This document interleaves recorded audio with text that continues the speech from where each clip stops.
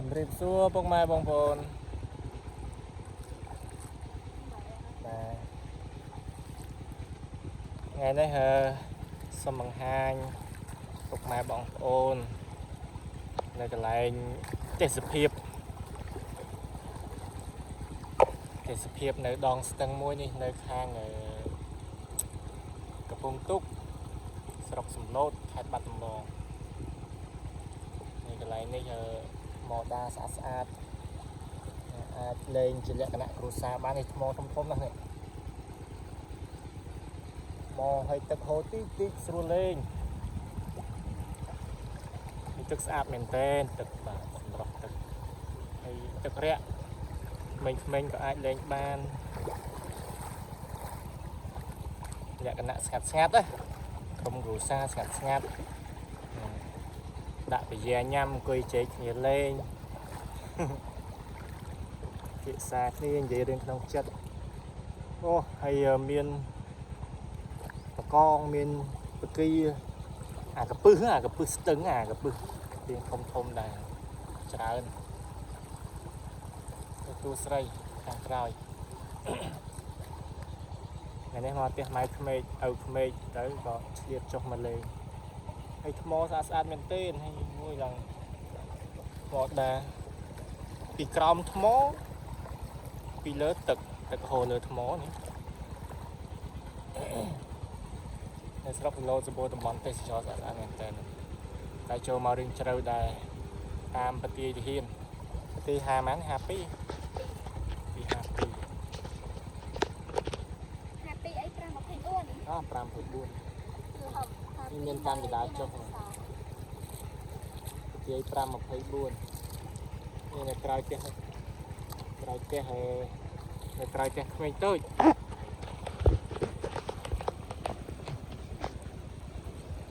ញុំទៅមកលើកទី1ឃើញថាទេសភាពឡើងនឹងស្អាតហើយមានបងប្អូនយើងណាចង់បោះតង់នៅខាងលើទៅរួចយើងចុះមកដេញចាប់កពឹសដេញចាប់ត្រីនៅស្ទឹងនេះតាមគៀនច្រាំងស្ទឹងតាមគៀនអីហ្នឹងគឺសម្បូរត្រីមុនហ្នឹងឃើញគេមកឆក់ត្រីឆក់តាមស្ទឹងហើយបើយើងនេះយើងដើររោមហូបតាមហ្នឹងមកតែសាច់ផឹកស្រាទៅចង់ដាក់សាច់អាំងក៏បាននេះនៅនេះថ្មហ្នឹងទឹកថ្លាឆ្វង់មកខាងក្រោមថ្មអត់ល្អិលទេមកដើរសបាយ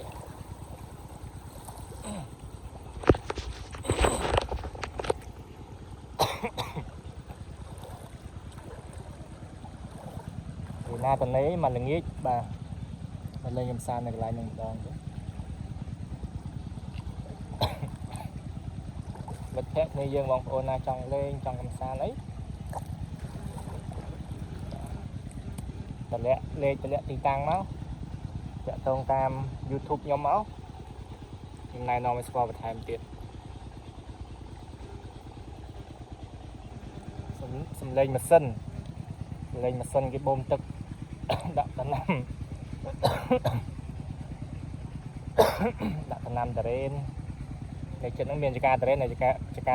បាន2ឆ្នាំទេអត់តាន់ប្រមូលផល3ឆ្នាំ4ឆ្នាំទៀតប្រមូលផលហើយបូមទឹកដាក់ចកាតារ៉េននៅខាងនោះចកាតង៉ែនចកាមានគឺពិសេសចកាកស៊ូ150ហិកតាចកាស្វាយក៏មានទៅខែនេះមកអត់ខ្វះទេស្វាយហូបមកសេរី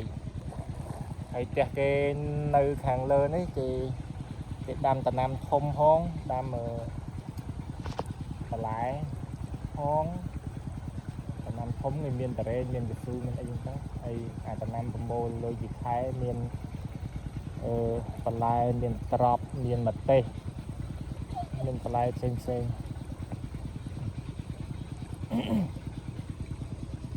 ្រាប់ប្រមូលផលទឹកអត់ខ្វះទេទឹកហូររហូតបាទស្ទឹងនេះធ្លាក់មកពីភ្នំដបងវិញ nôm từ bong máu chanh màu cái bông túc chanh bị bông túc thay lẹ ta đo ô tòng chanh bị ô tòng ta đo cho ca xoài chanh bị ca xoài đó ta đo lại Romani than miền ở ô từ ti chẳng đó ta nộp chân hay ô từ tiให้bạn đo xoài gì tại tầng đấy giờ sai tầng màu bị khang ở nôm từ bòn màu bị thái vậy màu bị phải lên